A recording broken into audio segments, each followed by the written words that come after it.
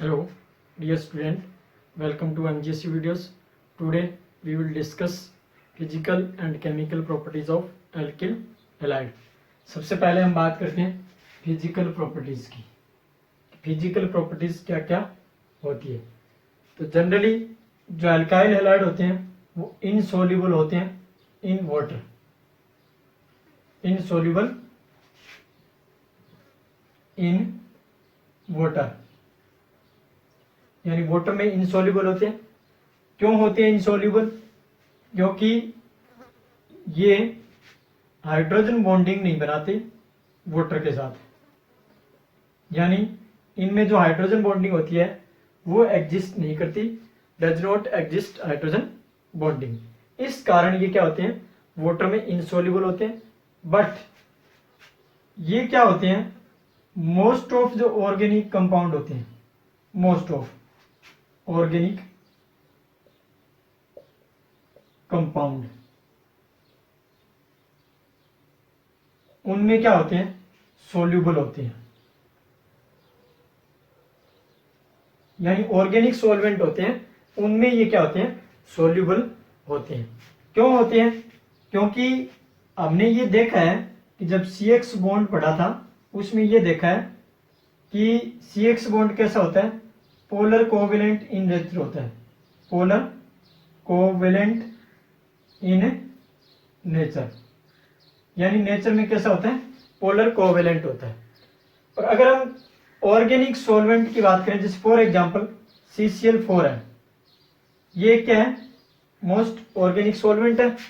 तो इनके बीच भी बॉन्डिंग अगर देखें तो वो कैसी है, यानी यहां क्लोरीन जुड़ा है, क्लोरीन और क्लोरीन और क्लोरीन। इसके बीच अगर बॉन्डिंग देखें तो वो भी कैसी है, पोलर कोवेलेंट बॉन्डिंग है। तो यानी इनमें बॉन्डिंग दोनों में अगर हम देखें तो वो दोनों की दोनों बॉन्डिंग कैसी है, सेम। दैट मीन्स बॉन्डिंग अगर सेम है तो यानी एक दूसरे में क्या हो सकते हैं, सोल्यूबल हो सकते हैं। इस प्रकार से ये जो हमारे पास होते हैं कौन, ऑर्गेनिक सॉल्वेंट या ऑर्गेनिक कंपाउंड्स, वो क्या होते हैं, इसमें सोल्यूबल होते हैं।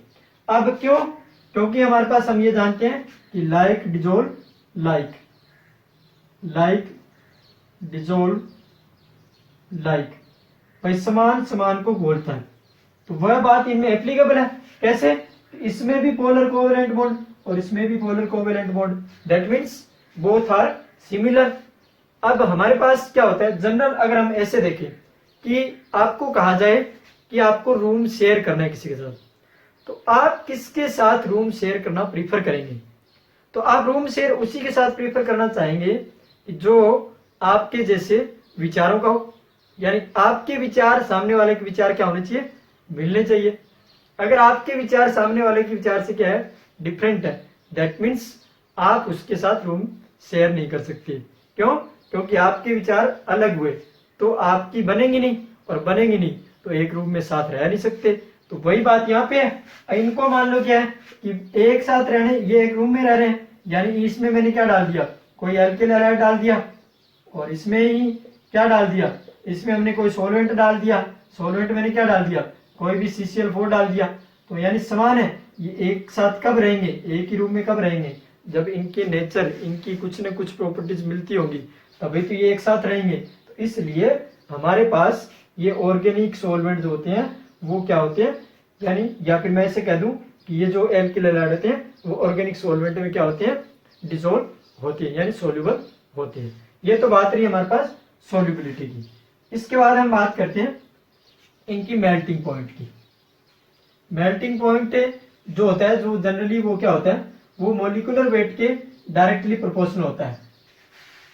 सेकंड हमारे पास आता है कि melting point of alkyl halide, यानी एल्काइल हैलाइड का मेल्टिंग पॉइंट। तो मेल्टिंग पॉइंट की अगर हम बात करें तो मेल्टिंग पॉइंट जो होता है MP, मेल्टिंग पॉइंट, वो डायरेक्टली प्रोपोर्शनल होता है मॉलिक्यूलर वेट के। MW यानी मॉलिक्यूलर वेट, मॉलिक्यूलर वेट इसके डायरेक्टली प्रोपोर्शनल होता है। यानी जैसे जैसे मॉलिक्यूलर वेट बढ़ता जाएगा वैसे वैसे मेल्टिंग पॉइंट भी बढ़ेगा।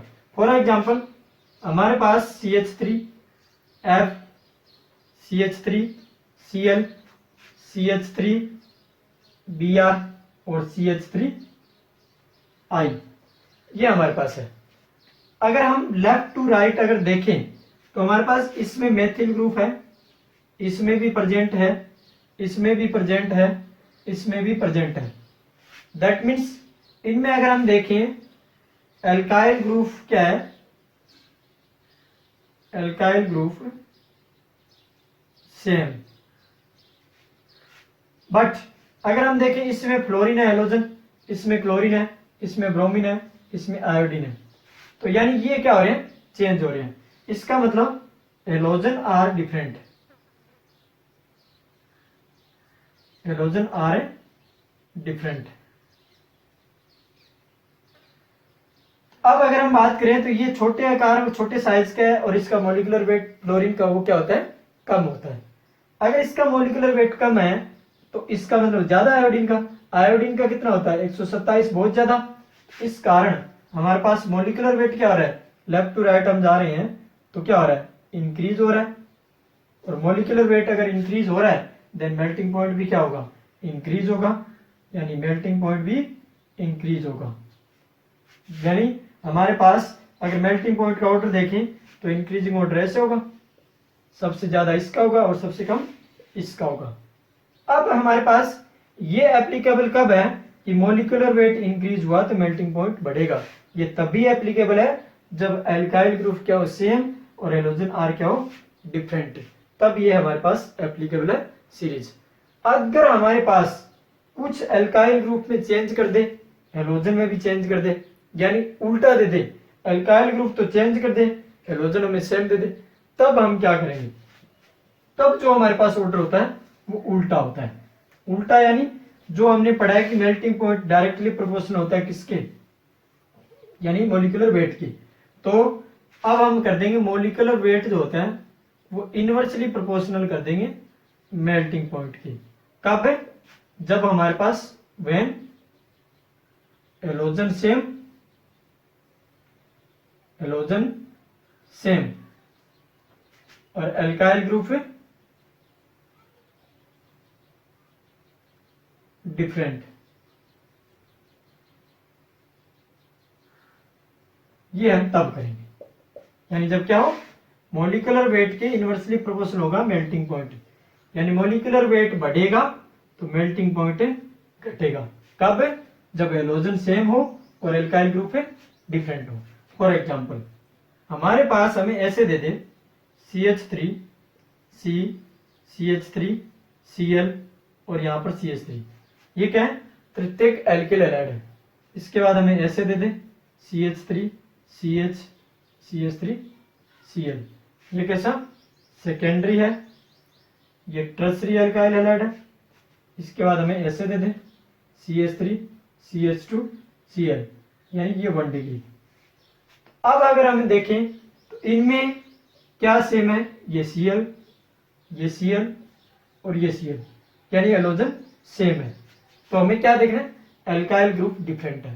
और एल्काइल ग्रुप जब डिफरेंट होंगे तो मैंने क्या बताया कि मॉलिक्यूलर वेट जिनका क्या होगा कम, उनका मेल्टिंग पॉइंट क्या होगा ज्यादा। अगर हम इसमें देखें तो इसमें 2 कार्बन है, इसमें 2 कार्बन, इसमें 2 कार्बन, ये तो सिमिलरिटी है।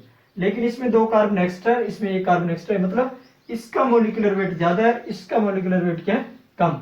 तो सबसे ज्यादा जो हमारे पास मेल्टिंग पॉइंट होगा वो किसका होगा, 1 डिग्री वाले का होगा, यानी 1 डिग्री एल्किल हैलाइड का सबसे ज्यादा होगा, देन 2 डिग्री, देन 3 डिग्री।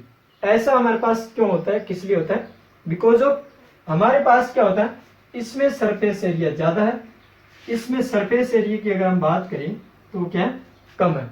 इसलिए सरफेस एरिया अगर कम होता है तो वांडर वाल फोर्स ऑफ अट्रैक्शन क्या होते हैं कम।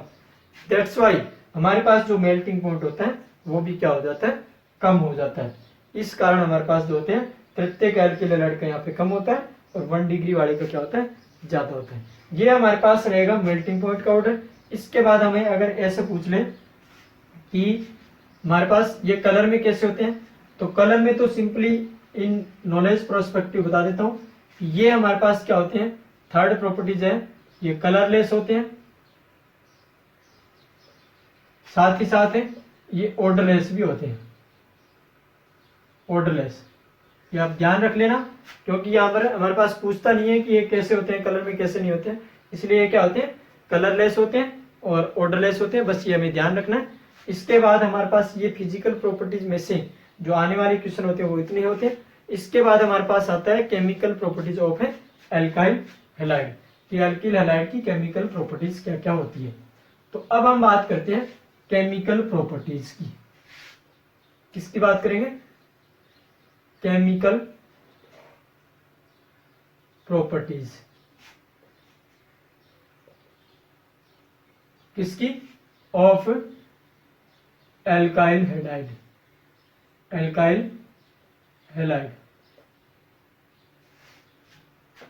Chemical properties of alkyl halide. तो हमारे पास केमिकल प्रॉपर्टीज में हमारे पास क्या होता है, हमने ये देख लिया कि जो CX बॉन्ड होता है वो कैसा होता है, पोलर इन नेचर होता है, polar in nature. Polar in nature मतलब पोलर कोवेलेंट बॉन्ड प्रेजेंट होता है। और पोलर इन नेचर मीन्स अपन ये जानते हैं कि कार्बन के ऊपर तो पार्शियली पॉजिटिव चार्ज का जनरेट होना और हाइड्रोजन पर पार्शियली नेगेटिव चार्ज का जनरेट होना। और इस चार्ज की वजह से ये क्या होती है, इसमें कुछ न कुछ रिएक्शन होती है, केमिकल रिएक्शन होती है। और वो केमिकल रिएक्शन कौन कौन सी होती है वो हमें पढ़नी है। सबसे पहले तो हमें ऑर्गेनिक कोई भी रिएक्शन होती है उसका फंडा सिंपलेस्ट बता देते हैं वो क्या होता है। कि हमारे पास किसी भी ऑर्गेनिक रिएक्शन में एक सबस्ट्रेट होता है, सबस्ट्रेट। क्योंकि हम ऑर्गेनिक रिएक्शन में कितने मालिक से बात करेंगे, लेकिन फिर भी आइडिया दे देता हूं कि एक सबस्ट्रेट होता है, एक रिएजेंट होता है, और इसके बाद हमारे पास क्या बनता है, यहां पर प्रोडक्ट बनता है। और यहां पर कोई ना कोई क्या होती है, रिएक्शन कंडीशन होती है। अब रिएक्शन कंडीशन में कोई सॉल्वेंट हो सकता है, और सॉल्वेंट वो polar protic solvent, polar aprotic solvent, वो अलग हम बात करेंगे। और टेम्परेचर हो सकता है एंड प्रेशर हो सकता है, या फिर कोई कैटलिस्ट की प्रेजेंस भी हो सकती है। ये कुछ रिएक्शन की कंडीशन होती है। और इससे हमारे पास कोई भी सबस्ट्रेट होता है वो रिएजेंट के साथ रिएक्शन करके प्रोडक्ट का फॉर्मेशन करता है। अब जब ये प्रोडक्ट का फॉर्मेशन करता है, सबस्ट्रेट प्रोडक्ट का फॉर्मेशन करेगा, तो ये दो तरीके से करता है। या तो ये ट्रांजिशन स्टेट से होकर प्रोडक्ट में चेंज हो, और या फिर ये इंटरमीडिएट बनाए और इंटरमीडिएट के थ्रू किस में जाए, प्रोडक्ट में जाए। तो हमें यह देखना है कि कोई भी सबस्ट्रेट होता है वो ट्रांजिशन स्टेट कब बनाएगा, इंटरमीडिएट कब बनाएगा, और रिएक्शन से प्रोडक्ट कैसे बनेगा। अब हमारे पास रिएजेंट जो होता है, अब रिएजेंट हमारे पास एक तो न्यूक्लियोफाइल होते हैं और एक हमारे पास इलेक्ट्रोफाइल होते हैं, ई पॉजिटिव। रिएजेंट यानी जो हमारे पास क्या होती है, अटैकिंग स्पीसीज होती है, अटैकिंग स्पीसीज रिएजेंट। सबस्ट्रेट हमारे पास कोई भी जो रिएक्शन में पार्टिसिपेट करता है वो होता है सबस्ट्रेट। अब अटैकिंग स्पीसीज हमारे पास न्यूक्लियोफाइल हो सकता है और अटैकिंग स्पीसीज हमारे पास इलेक्ट्रोफाइल हो सकता है। और न्यूक्लियोफाइल और इलेक्ट्रोफाइल की नेचर के आधार पर जो हमारे पास ऑर्गेनिक में रिएक्शन है उनको डिवाइड किया गया कि एक न्यूक्लियोफिलिक रिएक्शन होती है और एक इलेक्ट्रोफिलिक रिएक्शन होती है। तो इलेक्ट्रोफिलिक कौन सी होगी, न्यूक्लियोफिलिक कौन सी होगी, वो हमारे पास ये हमें देखना होगा कि ये हमारे पास पोलर है कि नॉन पोलर है, कि किस प्रकार की नेचर है। जो हमने सबस्ट्रेट लिया है उसकी नेचर कैसी है, क्योंकि उसकी नेचर के आधार पर हम रिएजेंट की नेचर डिसाइड करते हैं कि न्यूक्लियोफाइल, आने वाला न्यूक्लियोफाइल पहले अटैक करेगा या आने वाला इलेक्ट्रोफाइल पहले अटैक करेगा। और जो पहले अटैक करेगा उसी के बेस पे हम रिएक्शन का नाम दे देंगे कि ये न्यूक्लियोफिलिक है। और अटैक करने के बाद अगर सबस्ट्रेट से कोई हटेगा तो उसको सब्स्टिट्यूशन, यानी इसके आधार पर हमारे पास रिएक्शन कई टाइप की होती है। तो हम बात कर रहे हैं इसमें एल्किल हैलाइड में रिएक्शन की बात कर रहे हैं। तो एल्किल हैलाइड में अगर हम बात करें तो हमारे पास जो रिएक्शन होती है वो होती है, पहला न्यूक्लियोफिलिक रिएक्शन होती है, न्यूक्लियोफिलिक रिएक्शन। दूसरा हमारे पास जो होगी वो होगी इलिमिनेशन रिएक्शन।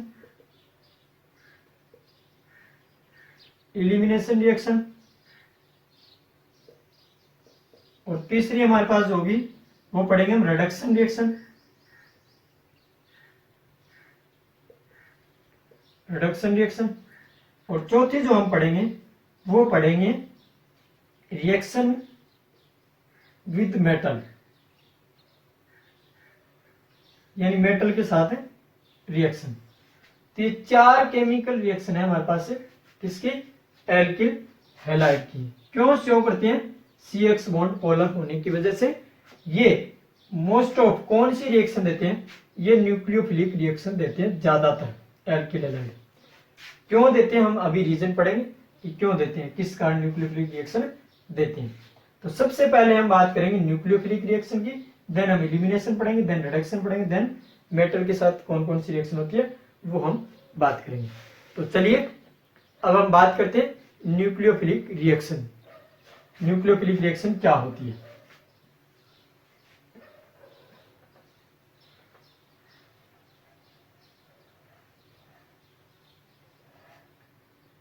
हम बात करते हैं पहली रिएक्शन की बात करते हैं न्यूक्लियोफिलिक रिएक्शन। क्यों हम इनको न्यूक्लियोफिलिक रिएक्शन बोलते हैं, क्या ये करती है और कैसे ये कंप्लीट होती है, और किन एल्किल हैलाइड में ये प्रेजेंट होती है और किन में ये एब्सेंट होती है, ये सारी बातें हम न्यूक्लियोफिलिक रिएक्शन में करेंगे। न्यूक्लियोफिलिक रिएक्शन का मतलब होता है कि हमारे पास कोई भी एल्किल हैलाइड है RH, जैसा मैंने अभी बताया था कि अटैकिंग स्पीसीज के आधार पर हम क्या करते हैं, रिएक्शन का नाम डिसाइड करते हैं कि ये रिएक्शन इस टाइप की होगी।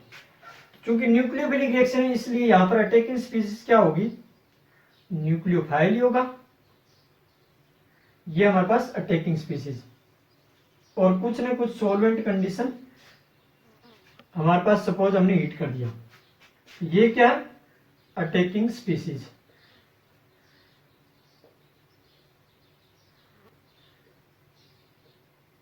ये क्या है, substrate.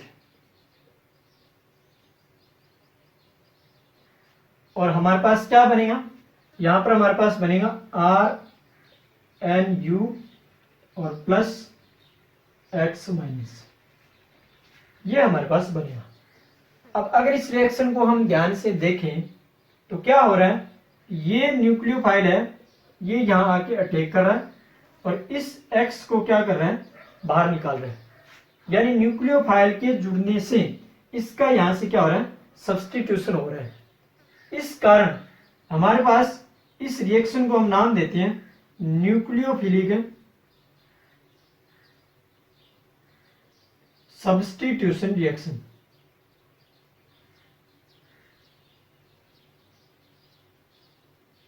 Nucleophilic substitution reaction. Nucleophilic क्यों दिया, क्योंकि इसमें अटैकिंग स्पीसीज क्या है, न्यूक्लियोफाइल है, इसलिए हम इसको नाम देते हैं न्यूक्लियोफिलिक रिएक्शन। अब न्यूक्लियोफिलिक में भी एडिशन रिएक्शन है कि हमारे पास सब्स्टिट्यूशन रिएक्शन है। तो अगर हमारे पास क्या होता है, न्यूक्लियोफाइल के अटैक करने के बाद कोई स्पीसीज इस सबस्ट्रेट से हटती है तो उसको हम नाम देते हैं न्यूक्लियोफिलिक सब्स्टिट्यूशन रिएक्शन। तो यहां पर क्या कर दिया, इस न्यूक्लियोफाइल ने X को हटा दिया। अब हमारे पास क्या होता है, ये न्यूक्लियोफाइल क्या होना चाहिए, स्ट्रॉन्ग, तभी ये इस X को क्या कर सकता है, यहां से हटा सकता है। भाई अगर मान लो क्या है, एक क्लास में स्टूडेंट बैठे हैं 20 और सबसे आगे वाली बेंच जो टेबल होती है उस पे कोई स्टूडेंट बैठा है और पीछे वाला स्टूडेंट आके बोले कि तेरे को खड़ा होना है, तो ये खड़ा होगा, ऑटोमेटिक होगा नहीं होगा, वो डिपेंड करता है कि ये कैसा है, यानी ये शरीर में कैसा है, किस प्रकार से है, हेल्दी है कि नहीं है। अगर ये क्या होगा, पीछे वाला क्या होगा, अगर इससे ज्यादा ताकतवर होगा तब तो ये इसको हटा देगा, यानी खड़ा कर देगा। और अगर ये क्या हुआ, कमजोर, तो इसको नहीं हटा पाएगा, और नहीं हटा पाएगा तो ये यहीं रहेगा। तो हमारे पास अगर इसको हटा देगा तो ये क्या हो जाएगी, न्यूक्लियोफिलिक सब्स्टिट्यूशन रिएक्शन हो जाएगी, यानी उसको उस जगह से खड़ा कर दिया, प्रतिस्थापित कर दिया, हटा दिया कि तू यहां से जा और मुझे बैठने दे। तो ये हमारे पास क्या होती है, न्यूक्लियोफिलिक सब्स्टिट्यूशन रिएक्शन होती है। अब हमारे पास न्यूक्लियोफिलिक सब्स्टिट्यूशन रिएक्शन में भी 2 टाइप की रिएक्शन होती है।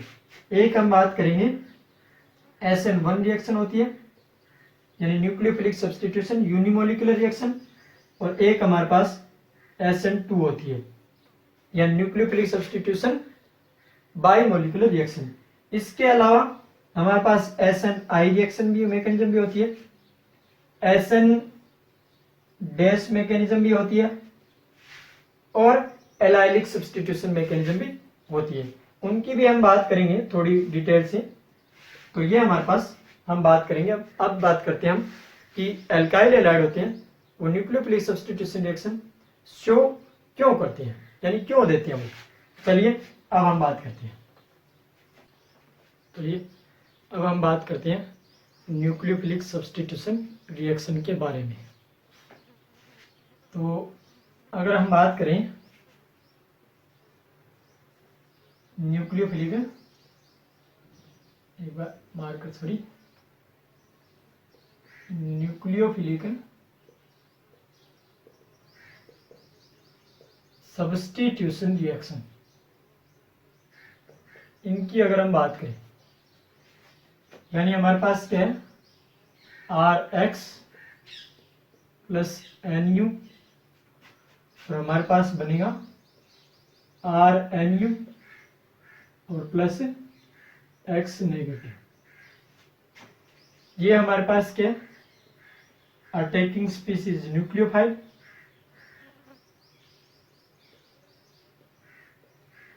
ये हमारे पास क्या है, X लिविंग ग्रुप। क्यों? क्योंकि ये X निकल रहा है, तो निकलने वाला क्या होता है, लीव, छोड़ रहा है, यानी लिविंग ग्रुप। और ये हमारे पास अल्काइल ग्रुप। ये हमारे पास सबस्ट्रेट था कंप्लीट, और इस सबस्ट्रेट में ये क्या है, X leaving group.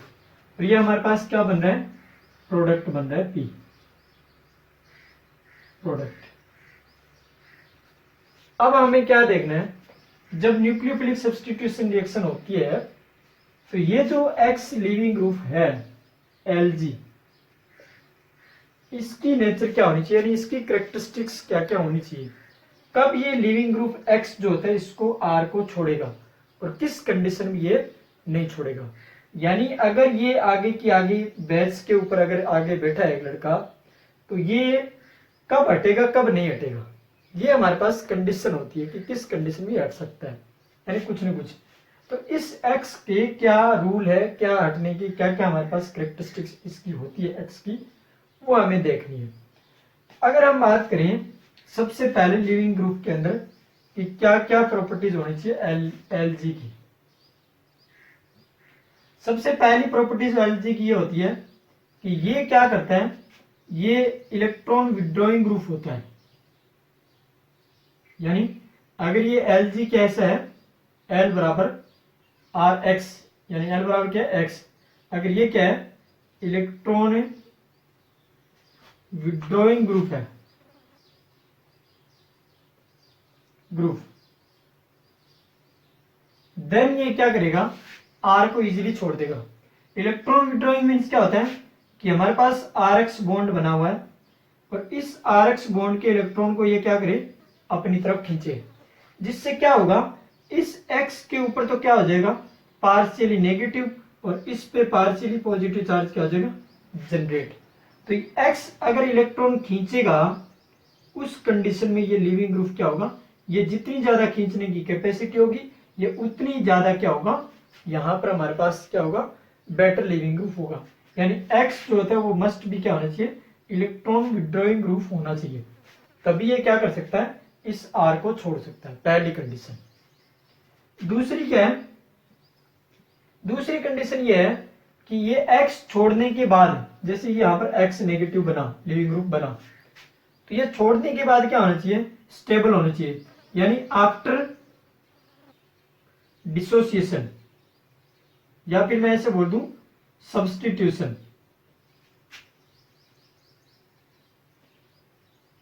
Substitution, leaving group must be stable. Must be stable. यानी ये लिविंग ग्रुप क्या होना चाहिए, स्टेबल होना चाहिए। यहां पर इसको छोड़ने के बाद तभी ये क्या होगा, हमारे पास ये इसको छोड़ेगा, अदरवाइज ये नहीं छोड़ेगा। फॉर एग्जाम्पल, अब ये लिविंग ग्रुप सब्सटीट्यूशन में मस्ट बी स्टेबल कब होता है, जब यहां पर ये लिस्ट बेसिक इन नेचर होता है, यानी इसकी पोलराइजिंग पावर अगर क्या हो जाए, बढ़ जाए, यानी बढ़ा दी जाए, इसकी बाद में पोलराइजिंग पावर क्या हो जाए, अगर ज्यादा हो जाए, तो ये क्या हो जाएगा, इसको कोई भी यानी सोलवेंट डाला हुआ पोलर, तो वो क्या कर देगा, इसको अगर मान लो पोलराइज कर देगा, तो ये एक्स जो होता है वो क्या हो जाएगा, स्टेबलाइज हो जाएगा।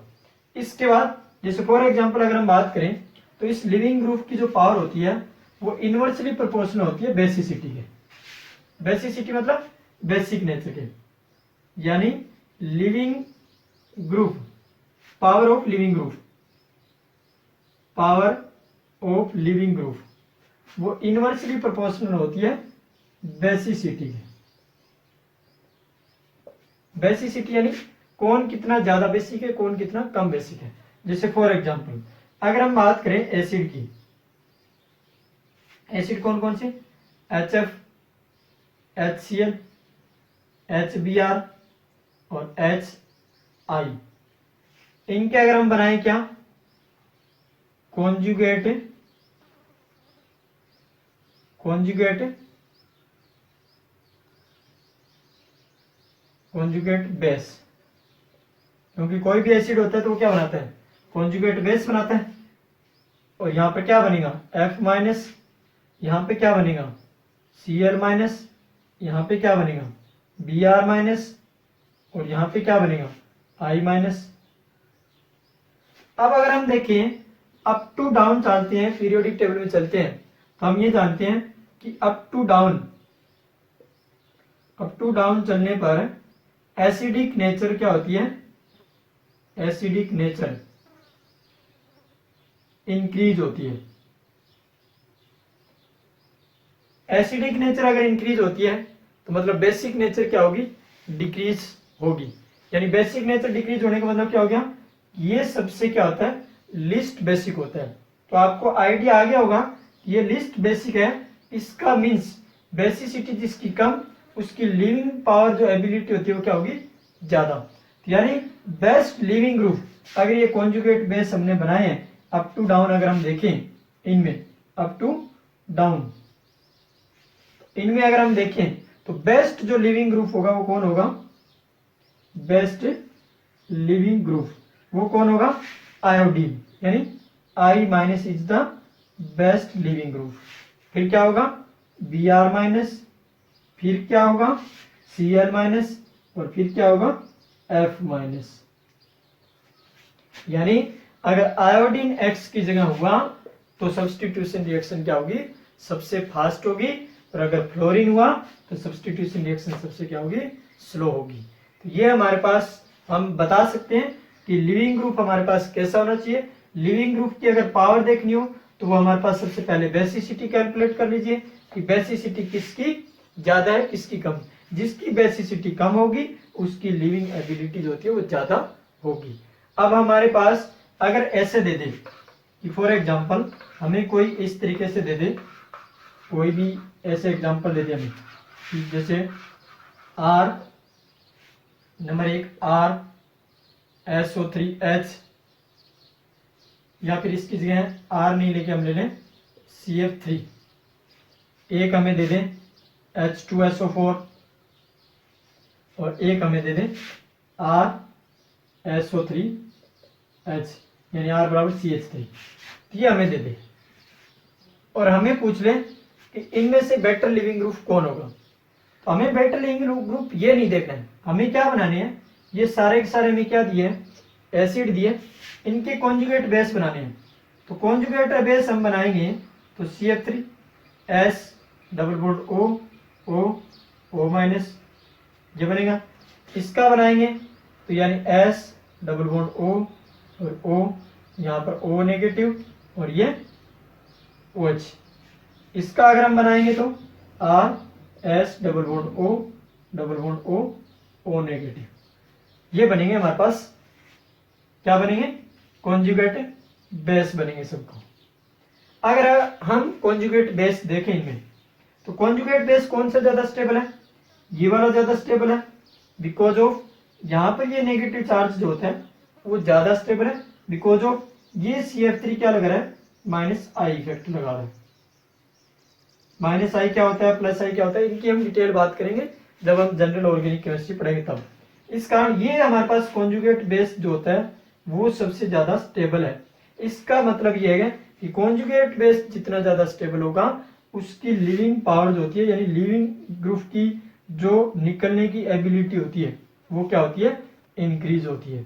दैट मीन्स ये सबसे अच्छा लिविंग ग्रुप होगा। इसकी अगर हम बात करें तो ये क्या होगा, ये ना करके हम इसकी बात कर लें, ये देने वाला है ग्रुप, यानी +I इफेक्ट शो करता है, इसलिए ये नेगेटिव चार्ज और ज्यादा बढ़ाएगा, और ज्यादा बढ़ाएगा, इसका मतलब इसकी स्टेबिलिटी क्या होगी, कम। मतलब ये क्या होगा, वीक हमारे पास लिविंग ग्रुप होगा, यानी ये आसानी से नहीं निकल पाएगा। और ये क्या होगा, बीच का। तो अगर लिविंग पावर एबिलिटी अगर हम देखें तो क्या हो जाएगी, 1 > 2 और > 3, यानी सबसे ज्यादा बेटर लिविंग ग्रुप कौन होगा, ये।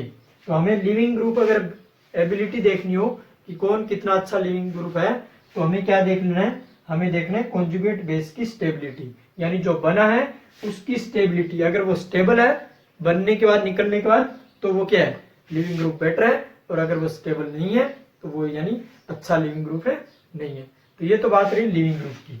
अब हम बात करते हैं न्यूक्लियोफाइल कैसा होना चाहिए हमारे पास, यानी जो इनकमिंग न्यूक्लियोफाइल है वो नेचर में कैसा होना चाहिए। तो इनकमिंग न्यूक्लियोफाइल हमारे पास क्या है, NU। तो न्यूक्लियोफाइल हमारे पास कैसा होना चाहिए, सीधे से दिख रहा है, न्यूक्लियोफाइल कैसा होना चाहिए, नेगेटिवली चार्ज होना चाहिए। नेगेटिवली चार्ज स्पीसीज होती है वो सारी की सारी न्यूक्लियोफाइल की तरह बिहेव कर सकती है। दूसरा हमारे पास जैसे for example OH-, F-, Cl-, या फिर मैं ऐसे कह दूं X-। दूसरा हमारे पास जितने भी लोन पेयर वाली स्पीसीज होती है, लोन पेयर वाली स्पीसीज वो क्या होती है, lone pair containing species, lone pair containing species, वो भी हमारे पास क्या होती है, बेटर न्यूक्लियोफाइल की तरह बिहेव कर सकती है। जैसे फॉर एग्जांपल अमोनिया NH3 पढ़ते हैं हम, वाटर H2O, ये better leaving group, sorry better nucleophile है। इसके बाद बेसिसिटी जिसकी जितनी ज्यादा वो उतना ही गुड न्यूक्लियोफाइल होता है, गुड न्यूक्लियोफाइल। जैसे फॉर एग्जांपल अगर हम बात करें CH3-, NH2-, OH- और F-। ये क्या है, carbon, nitrogen, oxygen, fluorine. Periodic table में लेफ्ट टू राइट जाते हैं, तो इनके अगर एसिड बनाऊंगा तो कुछ इस प्रकार से होगा, CH4 होगा इसका, ये अमोनिया से बना होगा, ये वाटर से बना होगा, ये HF से बना होगा। तो पीरियोडिक टेबल में हम लेफ्ट टू राइट चलते हैं तो एसिडिटी क्या होती है, एसिडिक कैरेक्टर जो होता है वो इंक्रीज होता है।